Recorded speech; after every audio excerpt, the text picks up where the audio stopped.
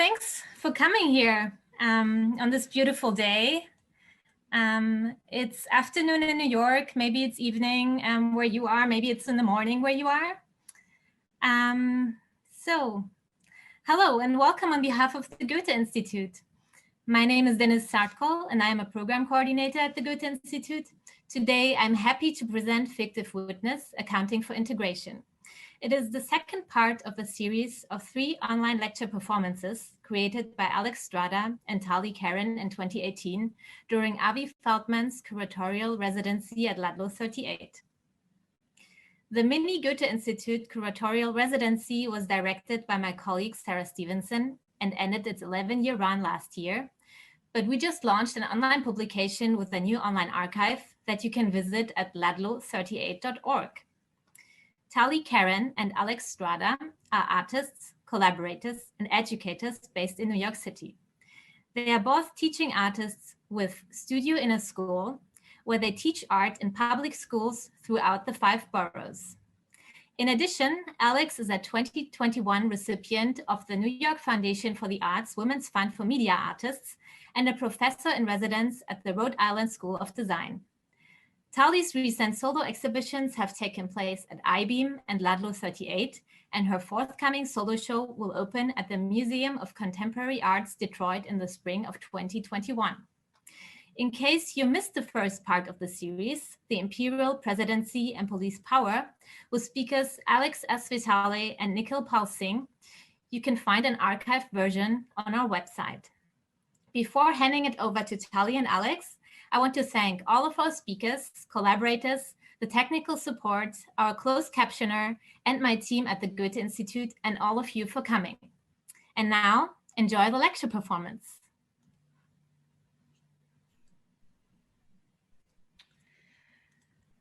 So thank you so much to everyone for joining us today. My name is Tali Karen, and with me on the screen is Alex Strada.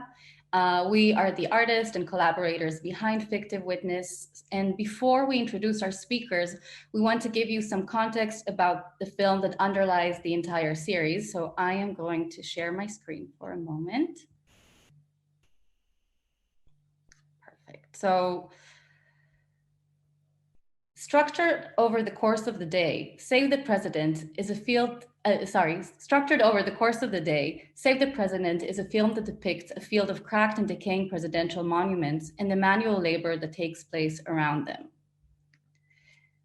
These busts had originally belonged to a theme park in Williamsburg, Virginia, which went bankrupt and closed in 2010 in light of the economic crisis and before the Obama bust would be built.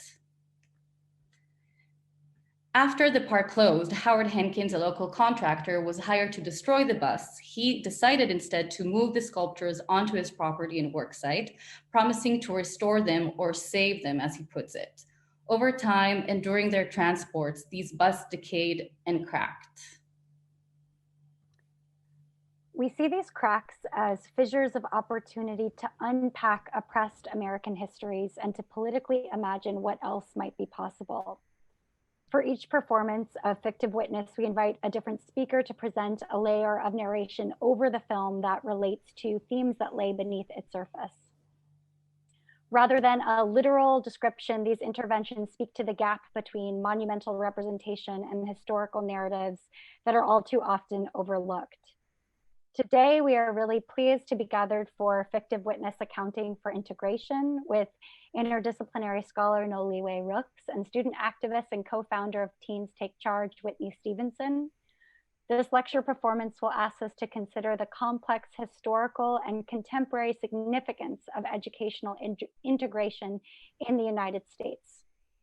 To give you a brief overview of the incredible work that our speakers do, we're going to read a condensed version of Noliwe's and Whitney's bios, and we'd like to invite Noliwe and Whitney to turn their cameras on as we do so.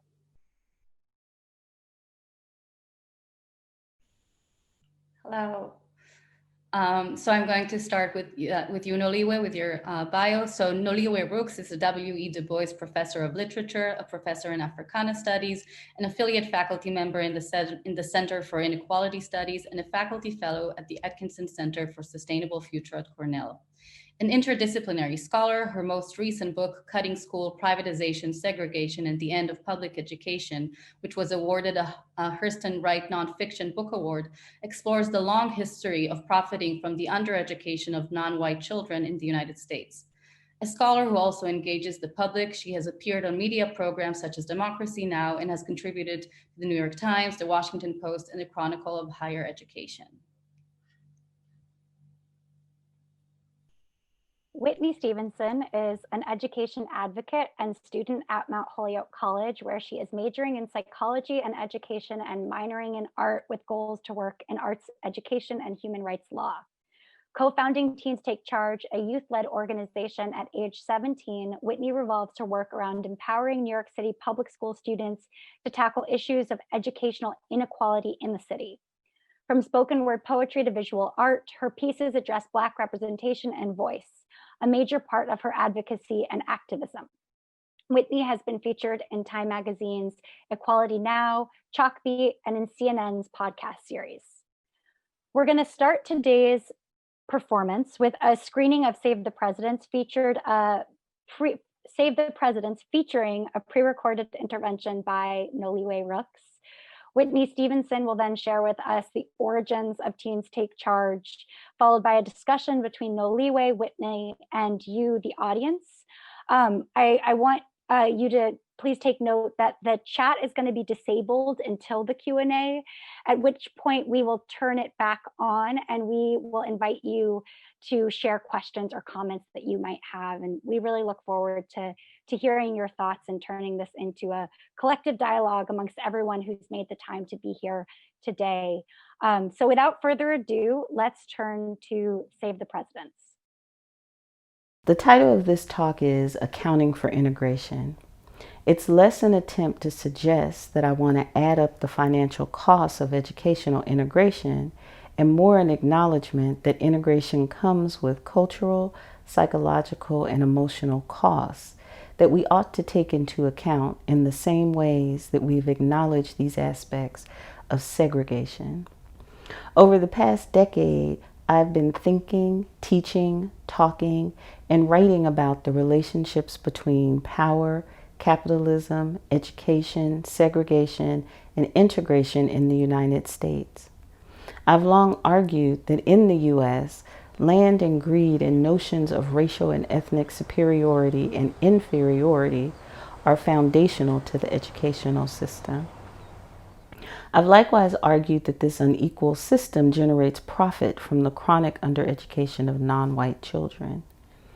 A few years ago, I published a book on the topic called Cutting School, Privatization, Segregation, and the End of Public Education. In it, I urged us as a nation to notice that educational integration is the only widespread systemic response to unequal education that has, when given a chance, worked. In the years following my publishing that book, I've had a number of opportunities to speak at events with overwhelmingly Black, Puerto Rican, and Chicano audiences who wanted to talk about the system of educational apartheid their children experienced. I repeatedly heard questions from parents, grandparents, and caregivers in the various audiences asking why I thought integration would fix educational inequality when for them, the trauma their children experienced in predominantly white schools and from white teachers was sometimes more harmful, they thought, than the undereducation occurring in underfunded, segregated schools. I've now heard this question so many times that it's led me to think in more complex ways about the reasoning and mechanics of how and why we integrate schools in the United States, and how and who segregated schools harm. Specifically, I want to explore how it came to be that while we accept without question the proposition that educational integration is an uncomplicated success story for some, while others describe it as something akin to a wrecking ball, crashing through their communities with a pendulum force that continues to swing.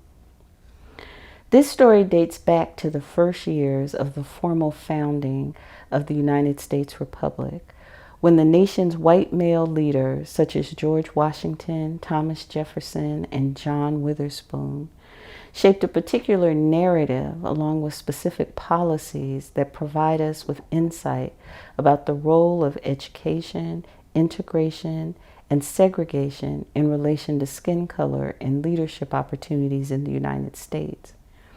The very founding of the nation is bound up with questions about who should have what type, kind, and quality of education. In this story, the main characters are indigenous and white, and trauma and psychological abuse runs rampant, as does unchecked greed. This is a narrative that begins in 1776, when a man named Goethe-Institut became leader of the Lenape people, who were members of the Delaware Nation and at the time had settled in Ohio. He became a leader when the Lenape selected him to represent them before the Continental Congress in 1776. When he presented to the Congress, he urged peace between native peoples and white settlers, but agreed that in the event of war, the Lenape would always either stay neutral or aid the United States. He also proposed that the Congress, instead of waging war and relying on dispossessing them of their land to fund U.S. expansion, allow indigenous people to form what then would have been a 14th state that would have entered the new union with full citizenship rights and protections for indigenous people. Though they didn't ever agree to the suggestion that the 14th state become an indigenous homeland, in 1778, the Continental Congress commissioned Goethe-Institut as lieutenant colonel in its army. While serving as guide for the Continental Army, he died a suspicious death. Some believe that an unknown assailant murdered him. Others contend that Continental soldiers killed him. Yet others say he died of smallpox. In any case, with their leader dead, Congress ordered the Lenape to arrange for Goethe-Institut's children to be educated in the English language and to learn the ways, religion, and culture of white people as prerequisites for them becoming leaders of their people. Congress decreed that Goethe-Institut's son, known as George Morgan White-Eyes, would attend the College of New Jersey, which would later become Princeton University. This is opposed to Dartmouth College, a school founded specifically to educate indigenous people. In short, they chose to integrate and acculturate him in a white, elite environment along the lines of one where they would send their own children to be educated. In order to enact this plan, the young man was named a ward of the United States Congress, which agreed, in acknowledgement and thanks for the service his father had performed, to be responsible for his educational and living expenses until he could become a leader. White-Eyes entered the College of New Jersey as a freshman in the fall of 1785 at 15 years old. And here is the first precedent he set in the world of education, segregation, integration, and finance. As a ward of Congress, White-Eyes was arguably America's first recipient of government-based student financial aid, which is to say, at the same time that federal funds were paid to the school, unbeknownst to him, at the time they agreed to make him their ward, Congress also stipulated that they expected the Delaware to repay them for their charity with their land. Though they never actually agreed to do any of this, the Delaware owed the government a land grant in return for any money they spent on educating the young man. We know very little about the day-to-day experiences of White-Eyes at the College of New Jersey. But we do know that his tenure at the school only lasted a few years. On December 23, 1787, he and several other students were called before the faculty, accused of being insolent toward a tutor. and the administrators at the school wanted the young man expelled. One of his supporters urged compassion, saying White Eyes might have been acting out because he'd just received news that his mother had been murdered by white men disguised as natives who robbed her of the animal skin she was bringing to sell at market. His supporter argued that this zero-tolerance policy in regard to discipline was unfair and represented a double standard as, quote, his mistakes and misconduct have been far surpassed by white boys of his age, who have the superior advantage of enlightened and tender parents to guard over them, end quote. Though a well-argued and humane analysis of the situation, White Eyes was nonetheless expelled. And since Congress was already in possession of the land they were supposedly owed for his support, they appeared to abandon him. Devastated by this turn of events, White Eyes wrote to George Washington for help, reminding him that he was a ward of Congress and that they'd pledged to support him. He shared that he found himself without an education, place to live, food, or enough clothing to keep him warm in the winter. Receiving no response, he wrote again to Washington, asking for a job at least in the service of the government if he were to receive no further support. A job, he said, would at least allow him to support himself. He said he was penniless, had few options, and felt he'd been disciplined far more harshly than the white privileged children with whom he went to school. He wrote, quote, I was not without faults, I acknowledge, but they were in my boyish days, and they not greater than what I see committed by children of many parents. In me, they could not be overlooked. Many a time I reflect on the happy situation of children who have parents tenderly to advise them. I was deprived of that blessing, end quote. As Congress continued to drag its feet, White Eyes wrote to Washington yet again, saying he just wanted to go home. He added bitterly, I believe they are tired of doing anything for me, and I'm tired of waiting for them to do their duty, end quote. This time, in response, Washington seems to have arranged for White Eyes to have a line of credit until Congress could act. However, the Board of the Treasury disputed the charges for his clothing, lodging, and food when presented. And he wrote, this turn of events made him feel, quote, not of as much consequence as a dog, end quote. Finally, over a year later, Congress authorized payment for the debts White Eyes had incurred. He returned to his people disillusioned. A year after that, a white man shot him to death, as other white men had shot his mother and possibly his father. In response to learning of the murder, John Witherspoon, the former chaplain of the Congress and president of the College of New Jersey, declared an end to what he considered to have been a failed experiment in integrating indigenous students into schools attended by the white elite. Witherspoon wrote, quote, the chief thing that a philosopher can learn from the Indians in New Jersey is that, on the whole, it does not appear that either by our people going among them or by their being brought among us, that it's possible to give them a relish of civilized life. There have been some of them educated at this college as well as in New England, but seldom or never did they prove good or useful, end quote. Going forward, the strategy of the United States government toward the wholesale racial and ethnic integration of non-white people into American society as a path to leadership would be replaced with a logic that privileged separate and unequal education. Things took a hard turn from educational integration to segregation, but the expectation that indigenous people would continue to pay for their own educations did not change. As had been true with young White Eyes, land was the price indigenous groups paid for an education white leaders did not favor for their own children. It was an expensive type of education specifically for children who were not white.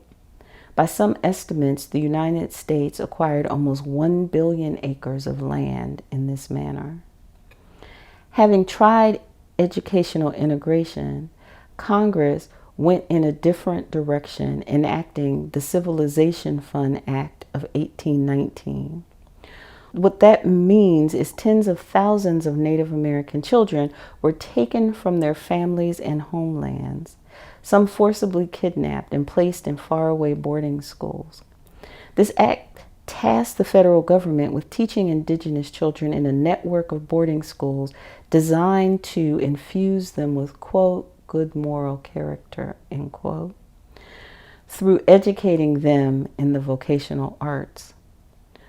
What these segregated institutions were not at all designed to do was to affirm any aspect of their culture. In fact, these schools embarked on a mission to stamp out any identifying features of indigenous culture at all. In order to do this, they first had to remove them from their parents and from their communities.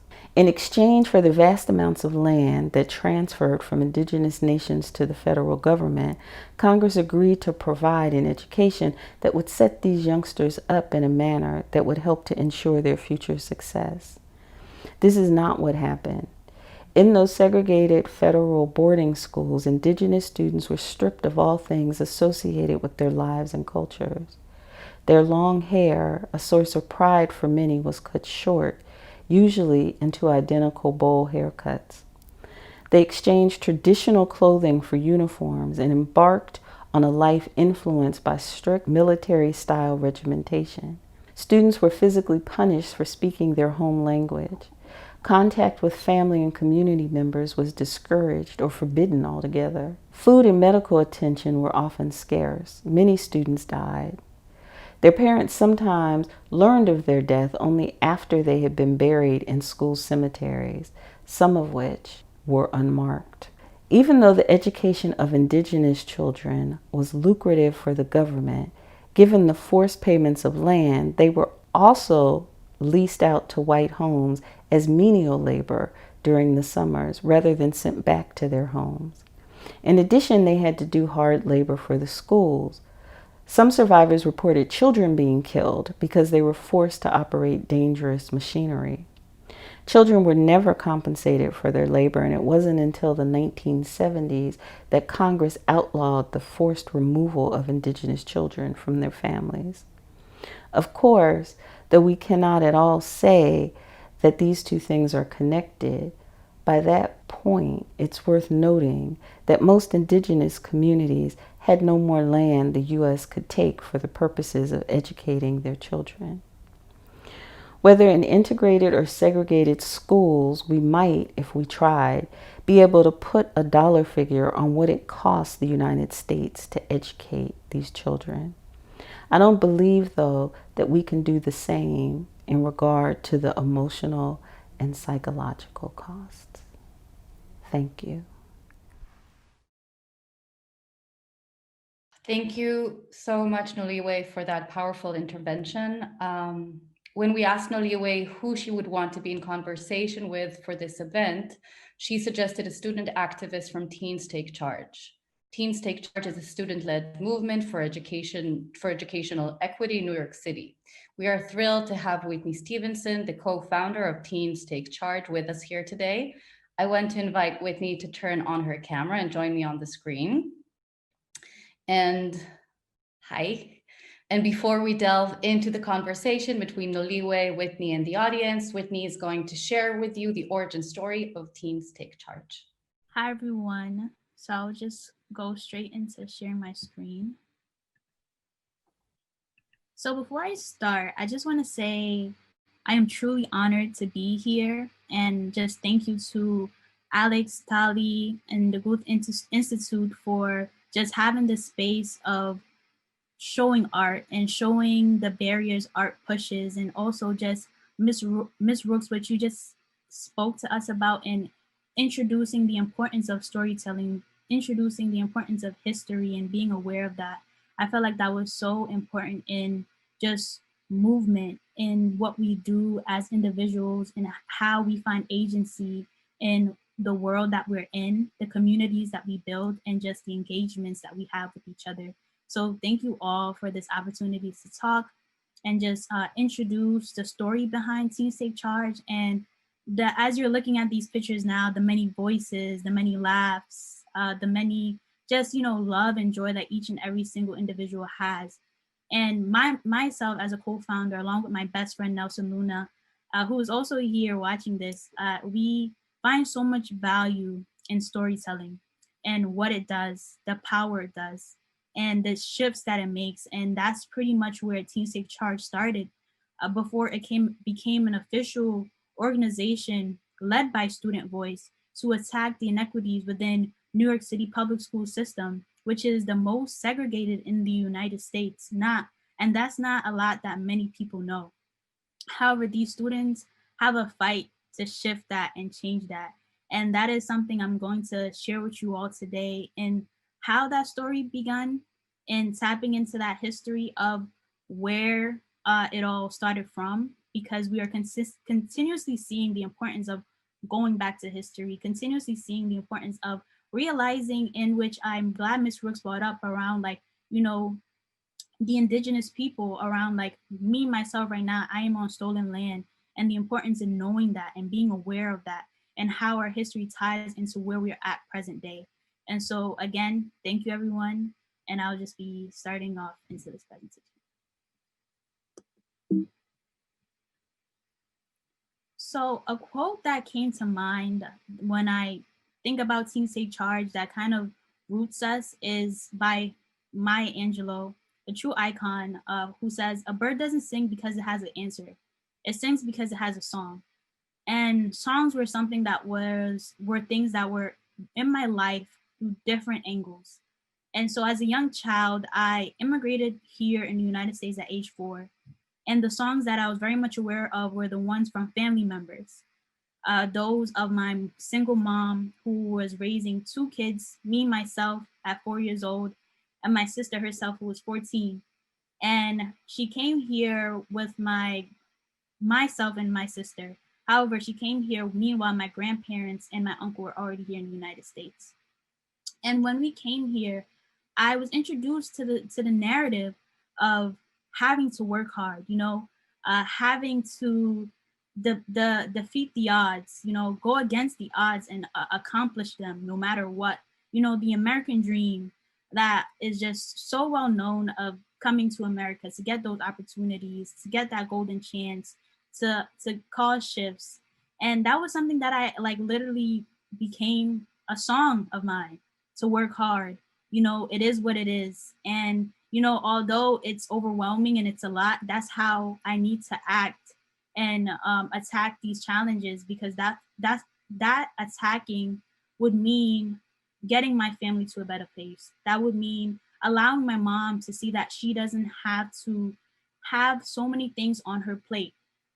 And so this was a song that I had, and this was a song that many of my family and the people around me shared. And I was realizing that this was a song, myself as a young Black woman, that a lot of people also shared similarly to me. And so with having the song and with having this sense of, this is how the world works, and I have to work this way, I entered a school system very young in Jamaica. So when I came to the United States, my mom was completely unaware of how school was here. And I remember her going to a school, and it's actually funny because the school is the same strip that my high school ended up being on. And this is all in Harlem. So my grandparents, they lived in Harlem. And so this story that I'm telling is in the origin of Harlem. And so the school that my mom went to, they ended up turning her away, letting her know that I was too young to enter. My mom had no clue. She didn't have much support on what to do and how to get me to get an education. And the way that she received information was pretty much word of mouth. So other family members, just people around her in the neighborhood. And that was pretty much so important, that our community in Harlem was truly one that helped us in different directions. So will tell us, there's a school here, they're taking students in, giving us information, pamphlets, and that's how she got her information. And I remember when she finally got it, it was just a highlight, and to see a community that I was in, and also emphasis on how these communities that we are in is so important.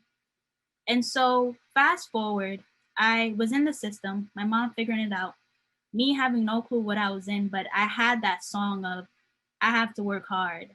I have to keep going. Whatever I love, my passion, if it's not ending in an outcome of providing for my family, I'll have to let it go because that's just the way it is. And so fast forward to high school. So high school was very much different than I expected, but it wasn't much a surprise. I had long hours of homework, long hours of courses, and to kind of get to where Teens Take Charge started to come about was Teens Take Charge wasn't an idea that was like, oh yes, we're gonna gather students and we're gonna take charge, we're gonna attack these issues. It didn't come about such as that.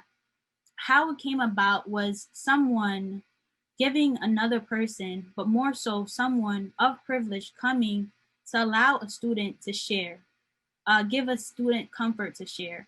And so I was in high school and I was 17 years old. And there was someone by the name of Taylor McGraw. And when I say Taylor McGraw, this person, he runs a podcast called the Bell Podcast, which I like is in the slide and is now called Miseducation. But by that time, 17-year-old me was stopped by my principal and was told, someone wants to see how it is, like basically a day in your shoes, your day-to-day in the school. Me, I was completely confused. I was like, who want to like know that? But I was just like, okay, that's the principal, so I'm gonna listen. So I was just like, okay, fine. And so Taylor McGraw himself basically told me to break down. He's like, pretend this is completely normal. I'm just gonna be here. You're gonna go to your day-to-day, go to your classes. And with that, he would ask me questions. How do you feel about this? Like, how do you feel about these hours? Like, how is homework? And these were questions that I wasn't often asked as a student. As I said about my song, the song that I had, it was the act of just like, I would have to stay these long hours. And this is just how the school system is, I will have to work this hard as a young Black woman and as an immigrant. Like, this is the things that I just have to do. And so when he asked these questions, and I was like also hearing myself, and I feel like that's such an importance when people ask you questions and you hear your answers, that's something you should take. Like, how are you answering? Is it a continuously reflection of how things are not working out? And so it was a continuous reflection for myself of things not working out, a continuous reflection of me seeing how I'm neglecting my mental health, neglecting healing myself as a human being.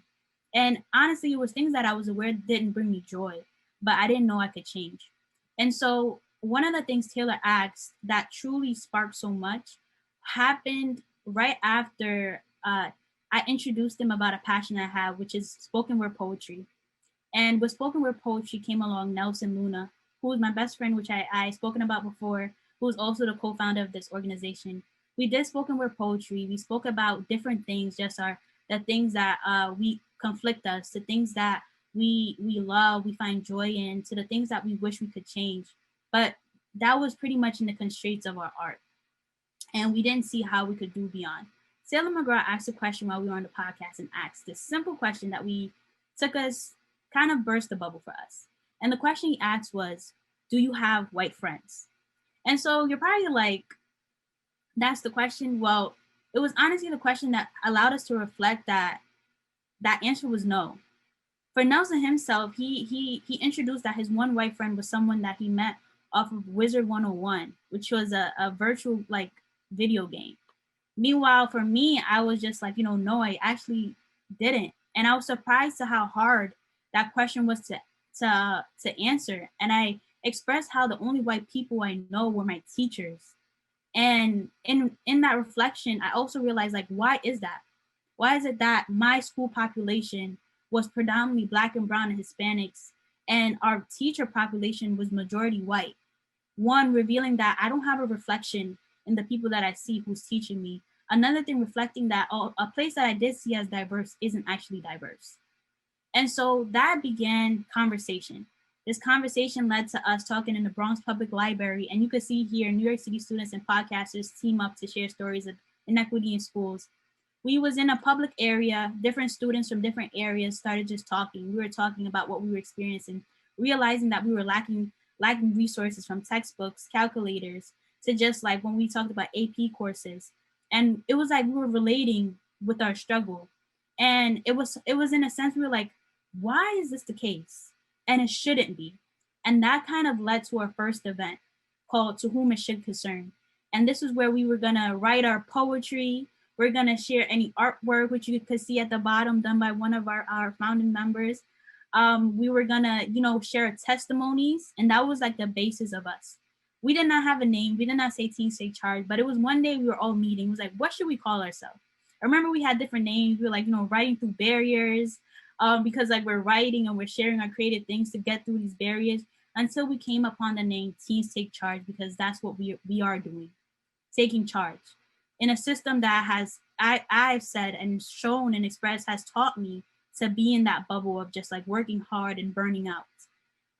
To take charge of the system that continuously kind of silences us without us knowing.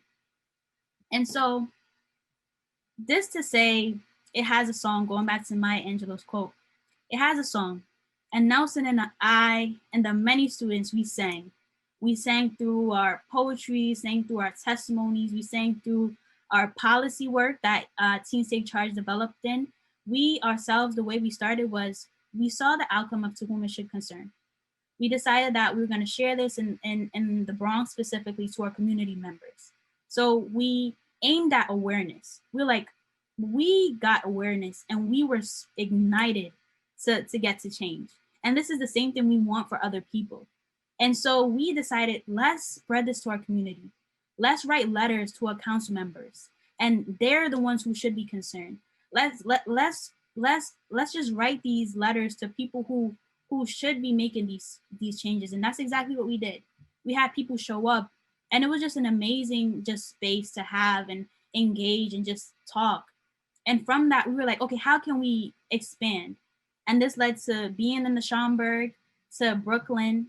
And here, Nelson and I are actually at the Schaumburg right now speaking about our piece. But this is a song that each and every student has.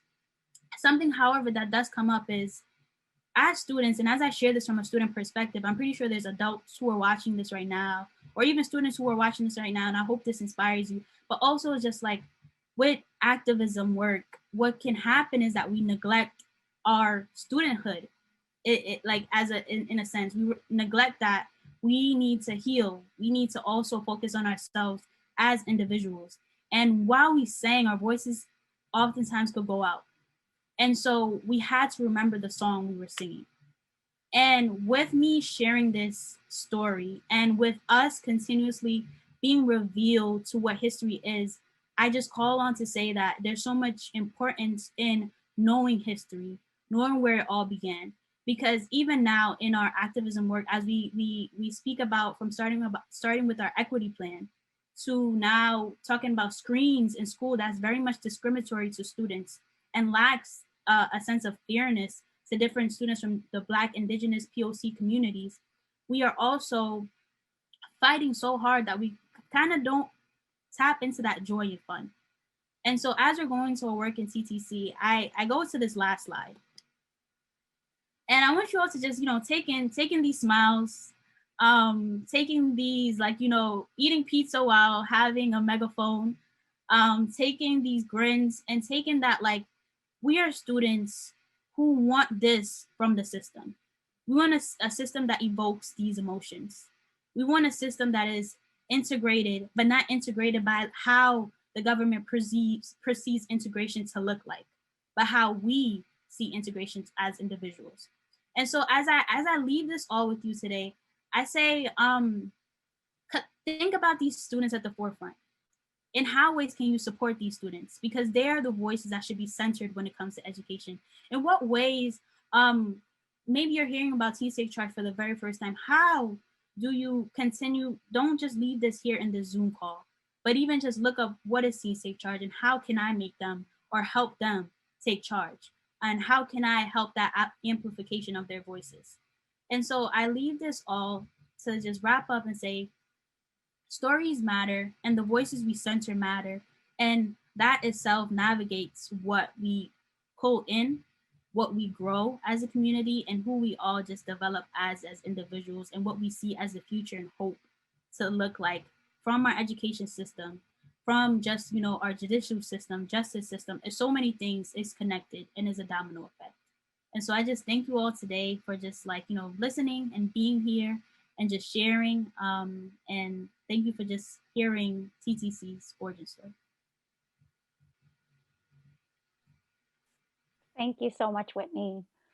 We're going to transition into the collective discussion portion of the event. So I'd like to ask Noliwe and Tali and Whitney to join me on the screen with your camera on. The chat should be open as well for folks to ask any questions that they might have. Mine says I cannot join because the host has stopped it. Oh. Unable to start video because the host has stopped it. Let's try. Looks like someone just made you the co-host. Let's see if that works. There you go. There we go. Okay. That was so good, Whitney. I'm sorry. I just have to say, oh my God, I'm over here like teared up completely. That was amazing and inspirational, and thank you. Thank you. Thank you so much. Thank you. Thanks a lot. Tali and I are going to stand in as representatives of the chat, so we'll field your questions as they come in. But the first question that we wanted to ask was, or the first prompt really, was to invite Noliwe to respond to Whitney's presentation. So continue, share with us what resonated with you. Well, I have always thought that the role for adults in any kind of social movement is to find out what it is that students need, what young people need, what the people who are going to who are most impacted by the world that we have left, those who are standing up and fighting back, what can we do to support them? And so I have been gratified over the years to just see and watch the work that Teens Take Charge has done. And I'm just curious, how do you feel, Whitney, when you see what this organization that just started as an idea, just started as you saying, no, we need, we need the world to look differently, but is really taken off. Like, y'all are holding political feet to the fire. You continue to raise your voices. You continue to sort of pass the baton. As you go to college, the organization has still gone on. How do you feel as you look back on what you created? So first, Ms. Rooks, thank you. Just thank you for your insight. Thank you for just everything that you've expressed, and just like looking at Teens Take Charge, just knowing that like you're watching the movement and seeing where it's come from. I feel like so many different times where like oftentimes when you don't see where something has come from and you see the now, you kind of just take the students as they are now and not knowing what had to be done to get to that place. And I feel like that is so important in anything. And just like in knowing that like there were students who didn't see it being where it is now. And I'll be honest for myself, like I was thinking we're just gonna keep sharing. Like I was like, we're gonna share art, we're gonna share poetry, like we're gonna share just like what we vision this place to be. And so when there's also this power in sharing that I found. And so like when I see where it is now and being in college, it honestly inspires me. Sometimes I'm just like, I had no clue like this is what it was gonna happen. And I'm just like, wow. But it just inspires me. The students bring me so much joy. Like it's just like as students go off into college and there's different high schoolers who are entering TTC, it's just like I see this progressiveness and just this eagerness and fight. But it's also like these people who are also going to college from TTC, they're bringing that fight to an institutional level too. And so that itself is what I've been seeing for myself as a college student and reflecting on TTC, how they're literally breaking more barriers. Like, and that is what I hope. And Nelson and I always talk about how where we're started, we want it to progress. we want it to be breaking more and more things. So as I reflect and as I look, it's honestly inspirational and truly moving. And so can I ask her more questions? Like, I don't want to.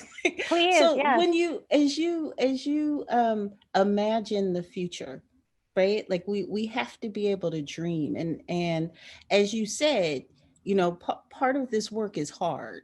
And I know from students who I teach now and have taught, it can interfere with your schoolwork. It can interfere with, it's this extra thing that people who are activists, people who are trying to change the future, change the world, the energy that goes into that is no small thing.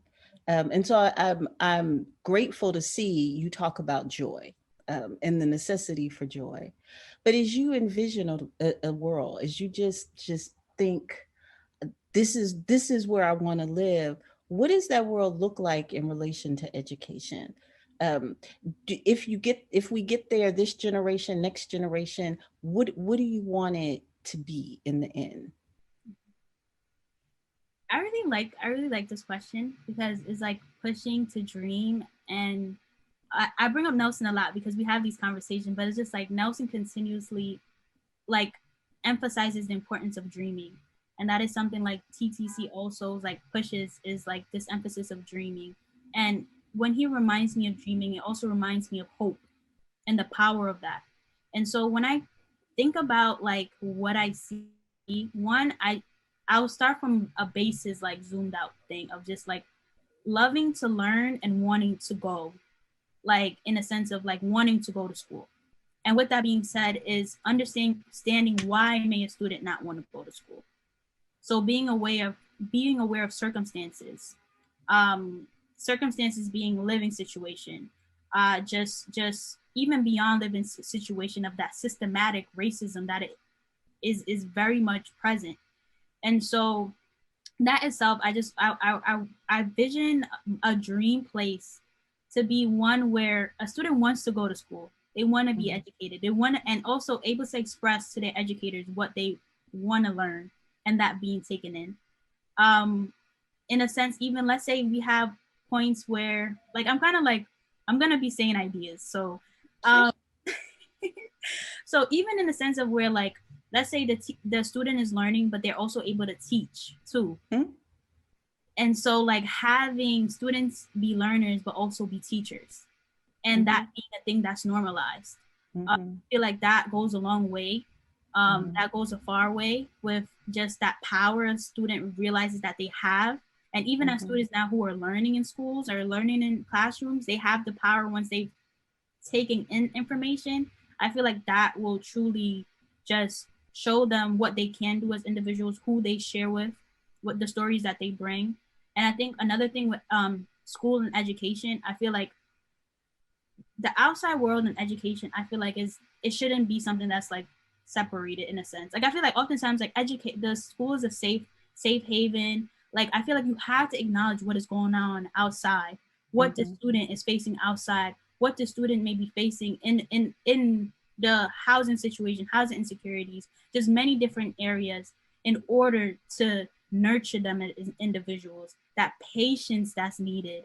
Understanding, also deconstructing the idea of education being a final thing. Kind of like even with college, I know that we talk about burnout and productivity, and sometimes you need that break, understanding break, valuing break. And I feel like that's what I see in this dream way of education. I love that. I love that you see education as something that is not something done to you, but something that's created in collaboration. You know, like the dream that you have is students who are able to teach, to direct, to be a part of learning, as much as being these kind of passive recipients. You know, that is, I think, beautiful. Do you want to ask questions? Because I'll sit here and talk to her all day. Like we're starting to get some questions, and I'll just remind folks put them into the chat, and we can see them and share them as they come in. But Tali, what were you going to say? Yeah, no, we also wanted to say that this is about you in conversation, then having you know, folks just join in and ask. And I mean, I have a question, because I think often we hear like this thing like student-centered voices, student-centered teaching. And you know, your idea of like collaboration is, or how you're bringing is, it seems like you're putting it into action, right? Like the way that Teens Takes Charge has been, you know, so incredible, and that you're working with Nelson. Can you elaborate, as you know, both of us are also collaborators, can you kind of talk about that power of collaboration just a little bit more, because it's so inspiring to even hear, you know, as you're wording these things and what you're doing. I love that question.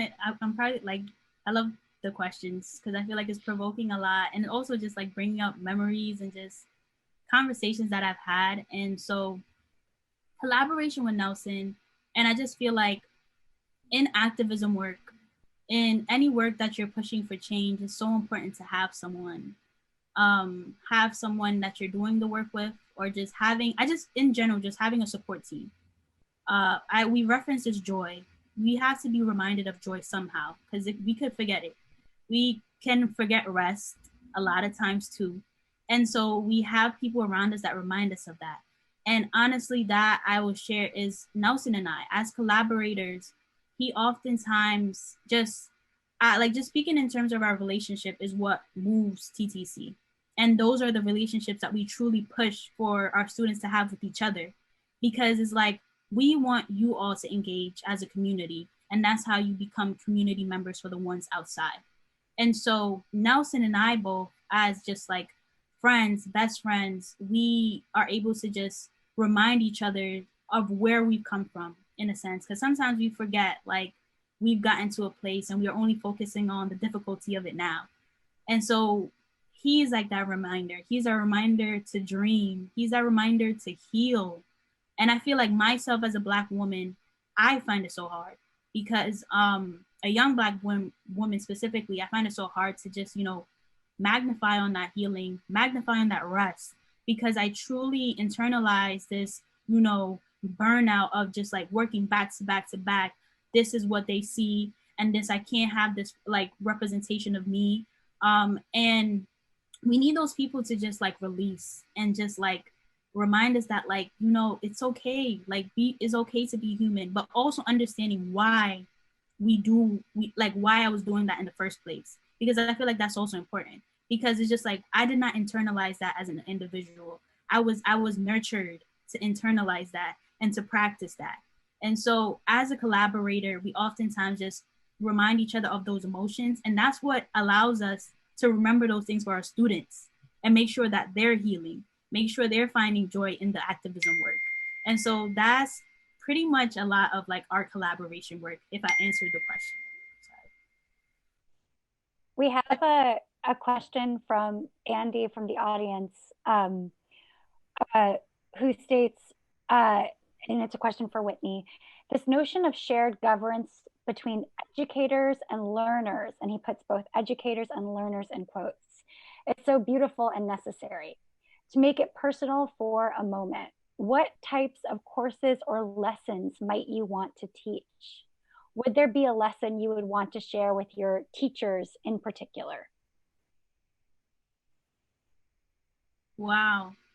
And Miss Rooks, I actually want to ask this to you too, like in terms of lessons and in terms of, because I already know you, like you already teach and you already have your vision, but I also want to ask, like, how has those went for you, and where do you see your teaching in terms of, like, you know, lesson planning, or even just your dream in terms of your ideal way of teaching?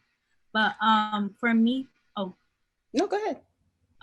I was just gonna say, for me, like one that just came to mind, and I could probably have a list, was Teens Take Charge had an event called The Ones Left Behind. And we had that event in the Brooklyn Public Library, I believe. And I remember I was in college, so I wasn't able to attend this one. And so I remember having the conversation when I was in middle school. A lot of my friends, they were the ones who were either like, you know, they got left back, or they were, you know, a product of their circumstance. So either I have friends who ended up serving time in different areas. And this is middle school. So I was like, this is very young. I didn't understand what was going on. My friends who were labeled bad kids. And I'm just like, these people are like, they're so nice, they're generous. Like, I don't understand, like, and all these things. I feel like a lesson I would teach is about deconstructing those images we have of students. And so what are bad kids kind of thing. And so I feel like that lesson will be around being aware of circumstances and the impact of circumstances, being aware of labels and what labels normalize, and also just speaking about how do we, and I feel like we kind of participate in this. How do we participate in dehumanization? How do we neglect the human and see the product, or see how they're working in a system, because we're in a system and literally working with it, and can be completely unaware. And so I feel like that would be a lesson that I would feel like would truly be my ideal lesson, because I feel like we could deconstruct so much. Yeah, I as I talked about in the narrative with the film, I've had sort of I'm in the midst of a rethinking of what freedom looks like in an educational sense. So I think when I wrote Cutting School, until to a large extent, I just thought, we've heard so much, we fought so hard for educational integration. Educational integration has been so denied to Black people.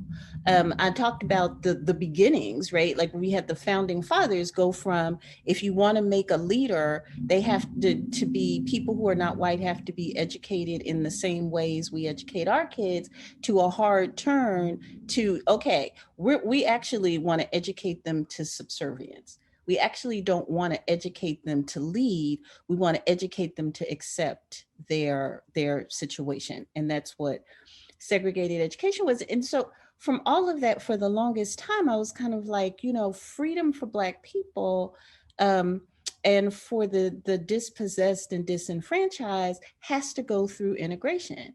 It has to. That has to be, like, that's our North Star. Like people who were escaping enslavement, trying to get north, they always just follow your North Star, right? So integration had always been my kind of intellectual and ideological North Star. But for some reasons that I'm writing about right now, in part that I talked about, where I've consistently had parents and grandparents and caregivers over the past few years, when I would say, this is what we're fighting for, kind of go, but what do you do with the trauma our children are experiencing in those situations? How does that become a part of the narrative? Can you really just unproblematically talk about integration in the ways that we have integrated in the United States, which has the impact of kind of reproducing what we say integration is going to fix? So I'm teaching a class on educational inequality this semester. And most of my students, this at Cornell, they're mostly seniors, juniors and seniors.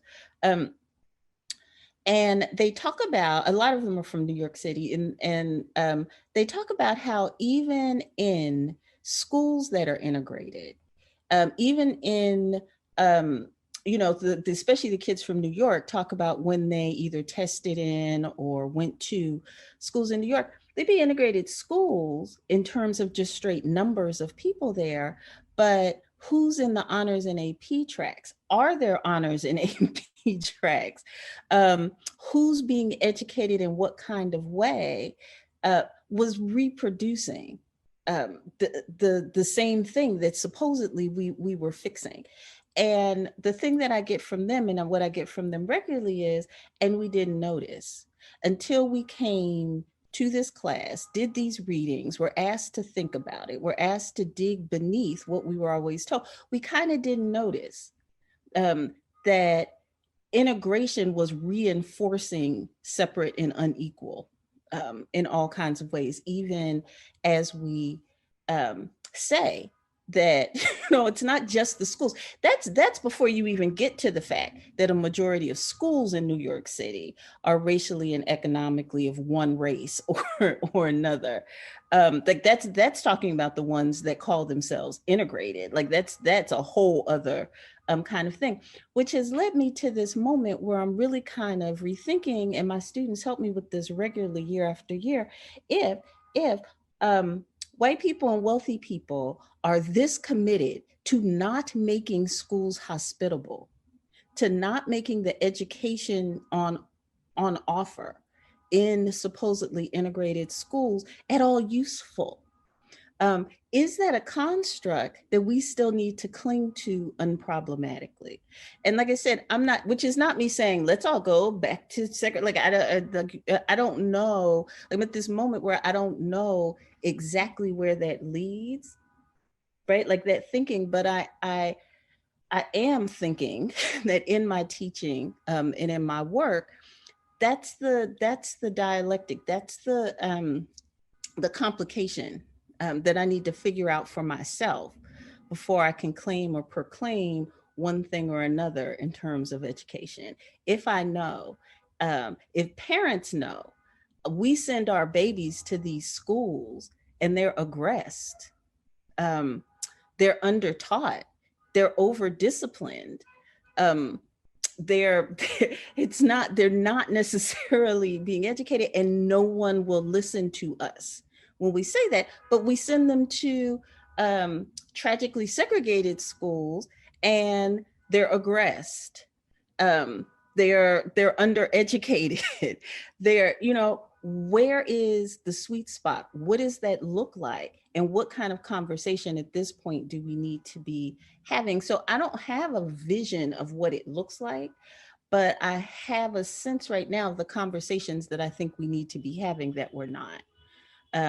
Which is one of the things I was going to ask you. Teens Take Charge is big for the integration. Like, you guys are really sort of like holding the city government and others to, like, de Blasio. Y'all are giving him fits regularly, saying, we need integrated schools. Like, y'all have him shook, like he seems like he just doesn't know what to do. But I wonder, what does that look like for you in New York City? Integration. Wow. So first, I'm thinking about transferring to Cornell because this sounds this course sounds amazing.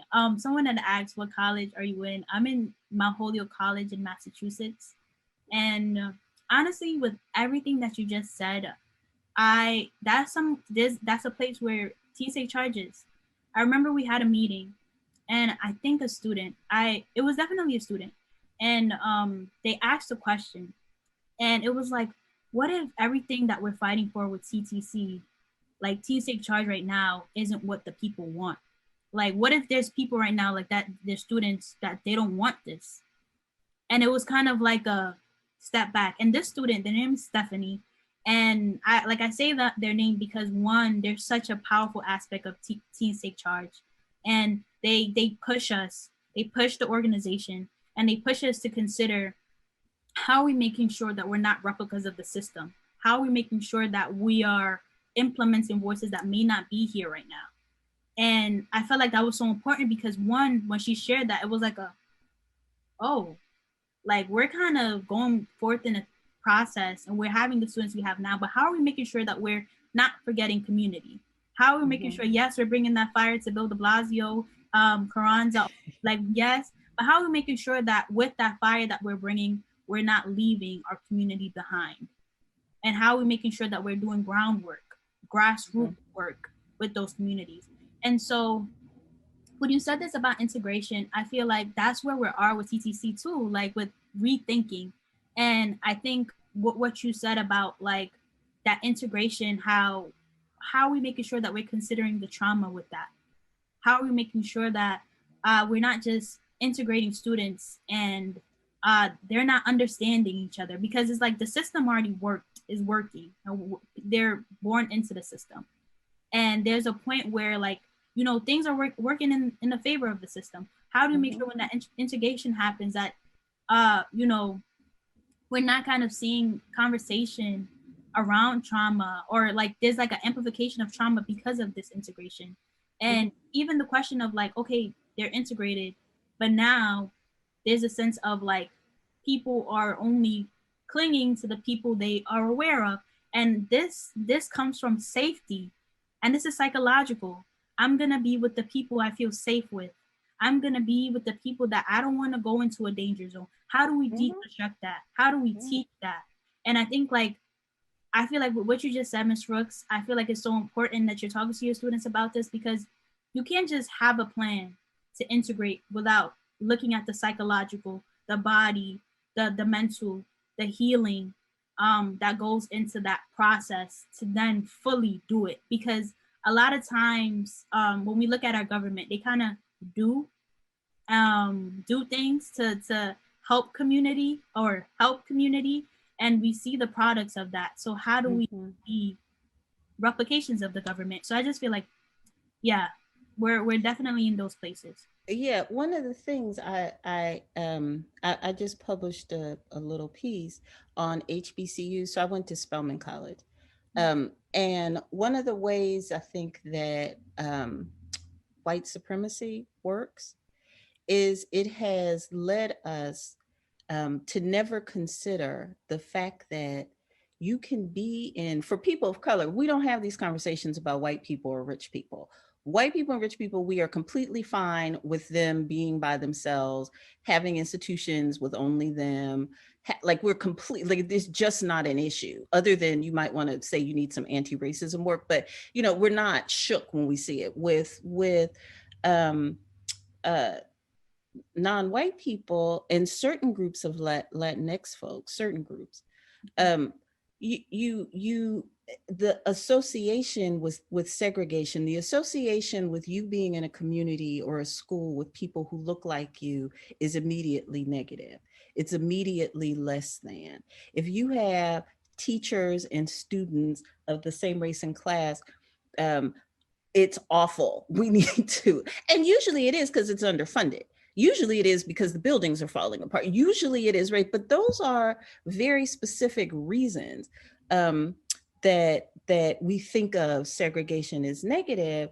And one of the things that I know about HBCUs is in that 4 years, it's just a little 4-year period.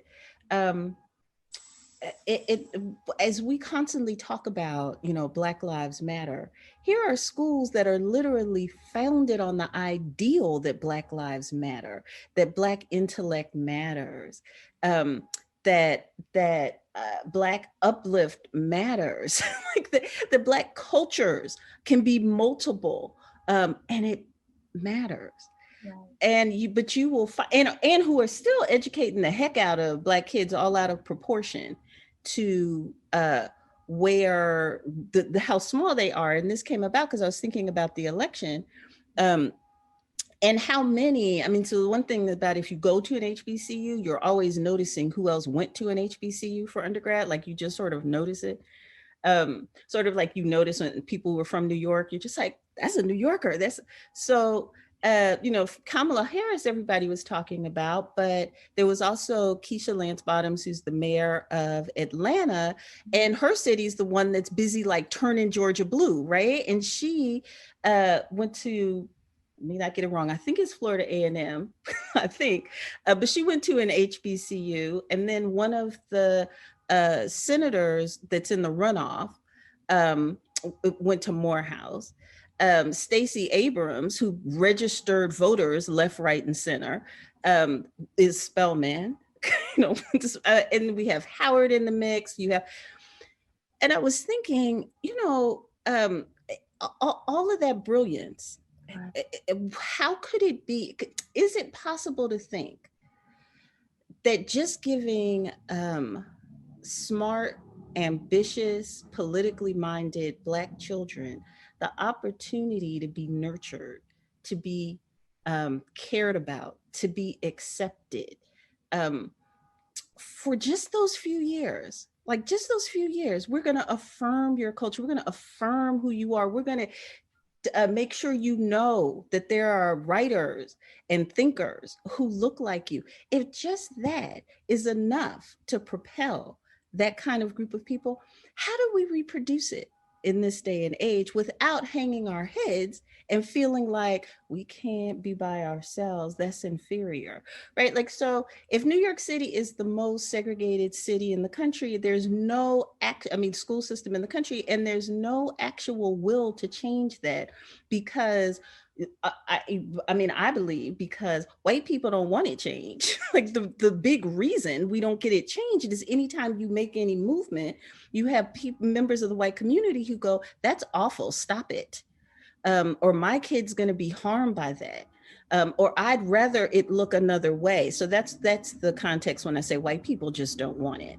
White people in power, white people with the authority to make a difference, have no interest in integration in New York City. How then could you turn those segregated schools into these engines of excellence that we see happening at HBCUs? I don't know. Like, again, I asked you how you imagine a future. That's a future that I imagine because I am discouraged with imagining that the only way to adequately educate Black, Puerto Rican, Dominican children in New York City is hope that they get into a program so that they get into one of the test schools, or hope that, like, how do we imagine a future with what is, and have Black survival actually be a part of it, without it necessitating hoping that white people will allow you to thrive, will allow you to win. And I don't know, like I said, I'm in a moment of crisis. I'm having a crisis of conscience. Like, my whole life I've been like, the integration, and now I'm like, yeah, that's just not working. I feel like I'm banging my head against this wall. And I feel like generation after generation of Black kids is being lost. And so can we have a both and kind of analysis? Can we have a both and? But again, I don't know what that looks like. Like, I don't know how you do it. I don't know what the steps are. I don't know if it will work. But something has to change, I think. I have a question. Tali and I are both teaching artists with Studio in a School, and I'm really happy to see that some of our fellow teaching artists are also on the call. And something that we often talk about is the fact that the arts are the first thing to be cut whenever there's any kind of budgetary restriction. And I wonder, from both of your perspectives, what do you think the implications are in terms of political imagination if the arts are always the first thing to be cut in public school funding? Well, Whitney, I'm gonna let you start, because you started with the arts, right? Like, you started with this lovely construct of a song and imagining yourself as singing, a song, and with art, right? Like, so what you think? One thing I would say, in terms of what we see and what things that are taking away and what things that we do have access to, I feel like, one, we realize the more access you get, the sense of more agency, and we see what a lack of access does as a result. And so that's kind of how Teens Take Charge has been looking at things. Like, how will things change if access is available? And how do we see things when access is abundant for one group and access isn't?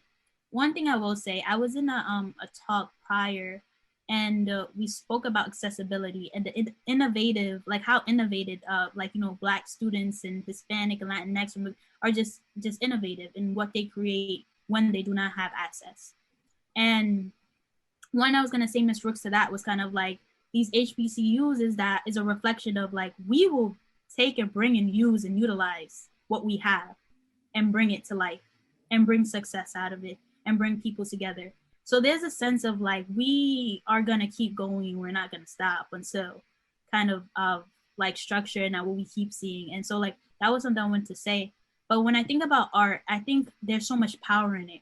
One thing Nelson and I spoke about, and with reflecting on TTC and Teens Take Charge, where it started with just art, is that like there's an accessibility to that. There's a sense of like when you see something to translate, even though someone may not speak the same language, even though someone may not be from New York, there's an emotion it evokes. There's something that they resonated with. So even with a song, like even if you're familiar with a song, when I was talking, like there's a sense of connection that you have. I feel like art is so important in our education because one, I feel like a lot of times students are lost because there's this construct and this normalization of like, you know, it's either this route or no route at all kind of thing. And so when there's a student who has a passion for art, has a passion for music, has a passion for just other things rather than math and sciences and the other courses, it's kind of like, you know, now what? I don't have like, you know, the resources to pursue, or like the world doesn't nurture that in the way that it's shown. And I feel like one, me as a student, I was convinced that my passion for art wasn't going to get me nowhere. I was convinced that like, especially me as a young Black girl, I'm an immigrant. I'm like, you know, I was talking to Tali and Alex about this around like when I was young, and when someone asked me like, what do you want to be when you grow up? I was like, artist, you know, happy and excited. And they're like, oh, okay. And then someone was like, lawyer, doctor, like, oh wow, like.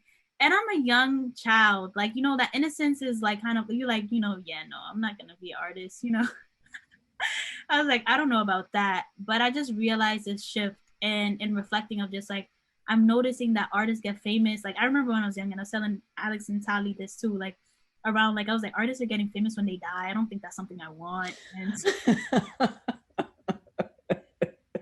I was just like, I have to think this whole thing.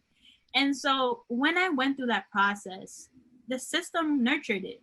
It made me believe that I couldn't do art. It was truly the educators who were so passionate. And I'll say this again, it was a Black woman who was an artist in my elementary school that literally pushed me to keep fighting for the art in me. Like that made me not abandon it. Like she drew, she spoke about art, she was passionate. I saw a reflection in her. And when I went to college, I was like, you know, I'm going straight into law, no art. And then just one time I just went to my art course and I was just like, wow, like I could do this. And being the fact that I remembered that elementary course made me realize what I can do with my art. The messages you send with art is limitless.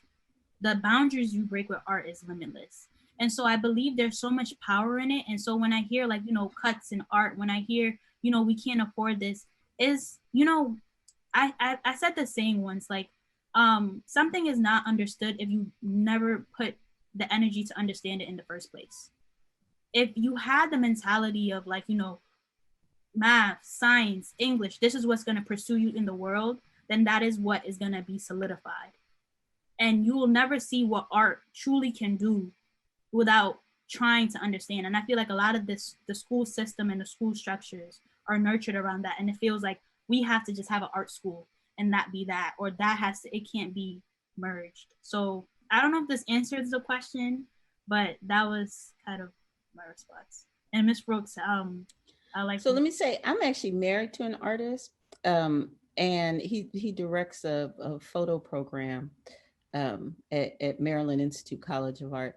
And one of the mantras, like when we were first getting together, we've been married like 20 some years now, but when we were first getting together, it was he would always talk about how artists were intellectuals and artists were thought leaders, but that the world liked to think of artists as just people who sit under a tree and get hit by inspiration. It's not about thought. Maybe it's about craft, but it's not about thought and engagement and an intellectual process that takes research in the same way that there's research. I mean, the best. I mean, not everybody. Not everybody is doing art as thought leadership work. But he was one of the first people to say that like that to me. That I could hear. Oh, there's an intellectual project, not just an aesthetic project there's an intellectual and ideological project that's tied to art, that if you're an artist or not, you would do well to notice. And so one of the things, just to get back to education for a minute, I'm threatening to, I really may do this, to teach a class about racism and education in America through the arts specifically, right?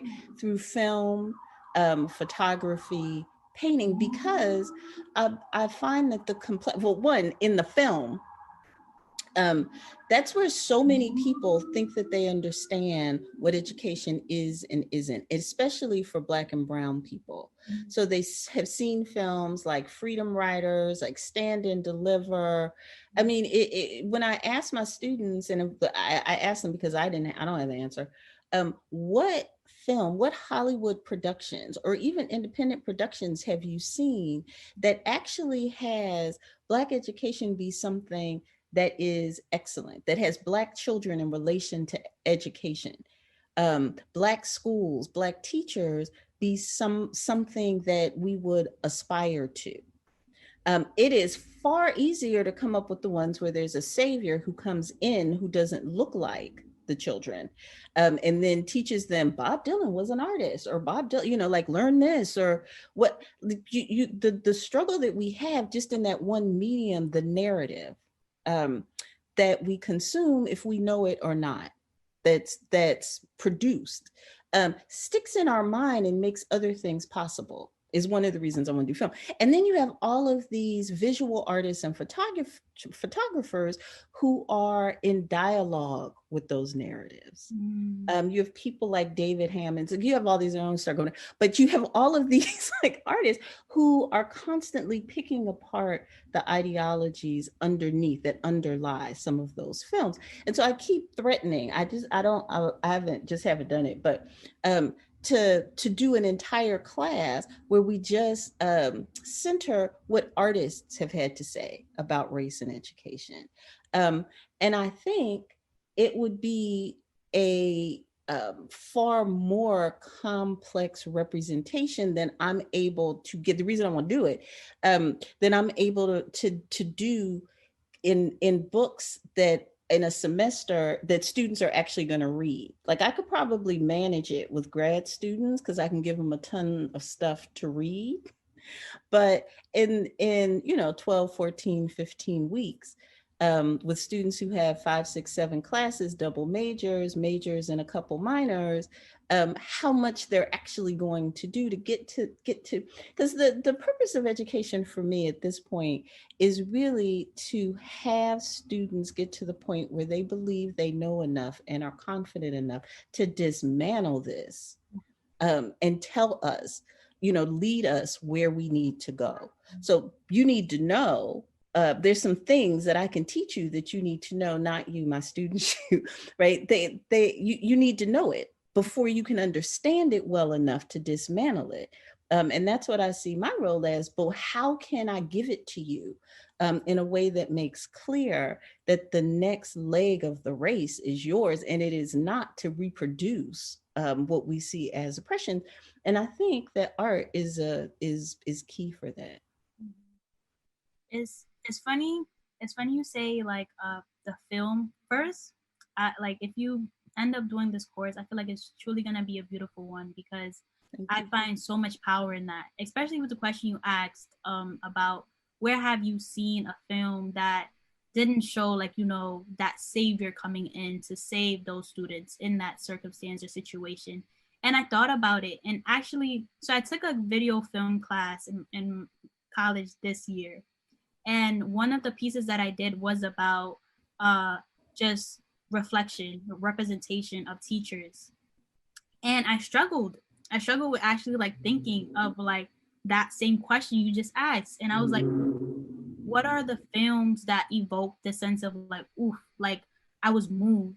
And the 3 films that did that, which was like, interestingly enough, was one, the scene with Precious. I don't know if you all know this. There was a scene with Precious, the teacher, and I had put that in my film where the teacher asks like, share, like, who are you kind of thing. And was like, didn't have an answer. It was like, I don't know. And she responds is like, what is something that like you are either proud of or like something like that. She was like, I'm here or something. I'm proud. I'm so butchering this because I'm forgetting. That's something so powerful of just like, this is like my first time speaking in class and I'm here. And that relationship was something I highlighted in the film. The other two films, fun and like it was kind of funny, but it was also like one struggling.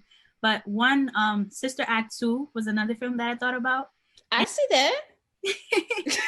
I see that. That film is beloved. Ooh. Wait, Sister Act 2 is the one with Lauryn Hill, right?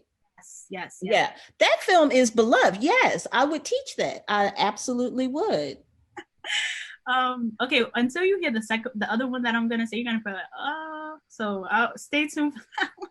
Okay. But so yeah, Sister Act 2, I put the scene of the song, Oh Happy Day, and I felt like that translation, literally her saying, "Come here, what's going on? This is what we said in class," and seeing the shift, literally one person to the whole like choir, like to them shifting. Was like this art in itself of like what an educator could do, what an educator that looks like them could do, and so like that was something that I like latched to. And then the third one, I don't know, Stand By Me. Okay, because I thought he was gonna. Okay. Stand By Me. So now the reason why I was hesitant is because like he was very, very ridiculous. Yes. better term, ridiculous. And but the scene that I truly chose was actually the one of the Black woman teacher who taught them the song. And so they were to memorize the alma mater of their school. Basically, like they had to memorize it. He said you have to memorize it unless you're gonna get suspended. This is the ridiculousness that so he was like, you have to remember it. And the teacher taught them, like she redid it. She like redid the whole song, so they sang it, and there was like this sense of like doing something that scared them but like still doing it, and then they overcame. Exactly. So but here's the thing I would say, and I know we're wrapping up, and clearly Whitney and I can have a whole full-on conversation, but here's the thing, I would say that those are bright moments in pretty disturbing representations of Black life overall. You're absolutely right. All of those are moments where in the bleakness, in the despair, in the pessimism, teachers rise up and do one thing, but it's not clear that that one thing is an intervention that lasts, that matters, that changes the narrative. And because there are so many teachers who have done that, there are so many schools and moments in schools that actually do create warriors, that create intellectuals, that create a fullness of humanity, but we only see these little glimpses. And I'm sort of like, that's not reality. Like, I know that's not reality. I don't have any Black students. I have very few Black students. I taught at Princeton before Cornell. I have very few Black students that don't have a story about a Black teacher who saw them, who don't have a story about that one teacher that said, let me put you in this program, or let me make sure you get tested for this, or let me stand here and fight for you. Few, not none, right? I have some that are like, nope, did it all myself. For the most part, there's always that one, but we wouldn't know. We know that individually because it's true, like it just is. You wouldn't know that from the art that we get back. I know we're about done. And again, clearly, Whitney and I could be doing this for another hour. This was so great. I'm so glad you agreed to participate in this. And it is my complete honor to have the chance to meet you. Same here. Truly an honor. I'm glad. And like, as you said, we could definitely have this conversation for a whole. We want to, also, I mean, we're so happy that this space, yeah, thank y'all too. Space. We're all like snotting over each other, but we're not. But we have some questions from the audience, so we're just gonna like sneak them in. So Maya is asking, I'm curious to hear about Noliwe's experience working within the university system, i.e. being part of an institution that perpetuates educational inequality, how she thinks about change from within, solidarity with colleagues, etc. Okay, I can say this fast. I have been blessed in my time. My first job out of grad school was the University of Missouri, Kansas City. This does not count what I'm about to say. All my other time, I've been a part of a Africana or African American Studies Center, which means that for the most part, I've been able to teach the kinds of classes that I want to teach, and the students who find that interesting and find me. I'm not having to teach a lot of service courses where people are hostile to the stuff that I want to teach, where like it's clear what I do. So for the most part, what I feel like is those of us who teach at these sort of elite schools can, or any white schools, but can try to be a source of comfort, try to be collaborators when necessary. We can take the heat, we can help you strategize, we can back people up off of you, students. Hopefully, so those experiences for me in that regard really have been the heartbreaking experience that I see though is over and over, year after year, the students are standing up consistently asking for the same things. Black students and Latinx students are constantly saying, we need more people who look like us in these institutions. We need you to admit more people who look like us. We need more mental health professionals. We need more administrators. We need more understanding. We need somebody to tell these teachers who are racist toward us, who are dismissive toward us, that there's consequences for that and it's not okay.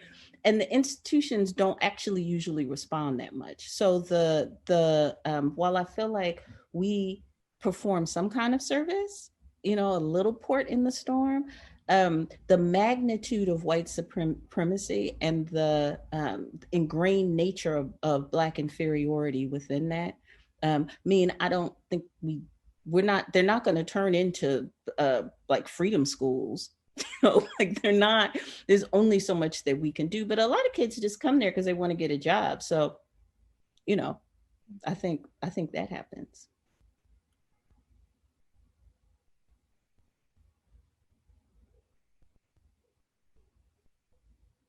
I think that we've gone a little over time. We do have some questions from the audience that we didn't get to, and I'm sorry, audience. I hope that these conversations will just continue in all different types of formats. We really try and approach this series as a platform to bring people together. And it was just a complete honor to be able to bring Whitney and Noliwe together in conversation.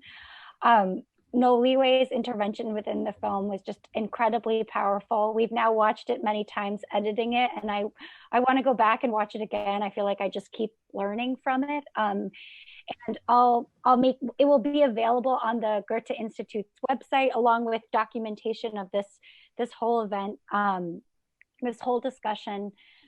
Thank you so much, Whitney and Noliwe, and thank you, Tali. Thank you to the audience. And we just want to note that, Tali, I don't know if you want to say something before I share my obligated remarks. Yes. Okay, thank you. Yes, we're very. No, I want to again say how thankful we are and how generous you both were right now, and even we feel that this could have been something that can go on, and it will go on, obviously, totally unrelated to us. But I do want to say also about the film, Noliwe, that there was something about listening to your voiceover and editing, and it was just chilling. Like there was something about understanding the rooted history. Like there's so much talking about like deconstruction and what is the role of deconstruction, because it's not in a way like the only thing, but like for me as a listener, someone who has listened to this audio several times now, it really penetrates in different almost stratas. And I feel like that is active. Like there's something, I just want to say thank you, even on that. Like it's such a, I feel like it's such a gift, and I'm very grateful to both of you for you know, for your time and thoughts and sharing this space with us. So thank you. This was great. Yes. And, okay, quickly, if you missed our October lecture performance with the Imperial Presidency and Police Power, we hope you'll watch the documentation, which lives as an archive on the Goethe-Institut's website. We also hope that you'll join us on December 12th for the final lecture in this series, which is entitled Monuments, Memory, and the Art of Indigenous History. And it's a collaboration with Native Studies scholar Sherry Hundorf. She'll be talking about the ways in which monuments really always entail Indigenous erasure, but she's going to be looking really specifically at different Native artists who've worked to make counter monuments.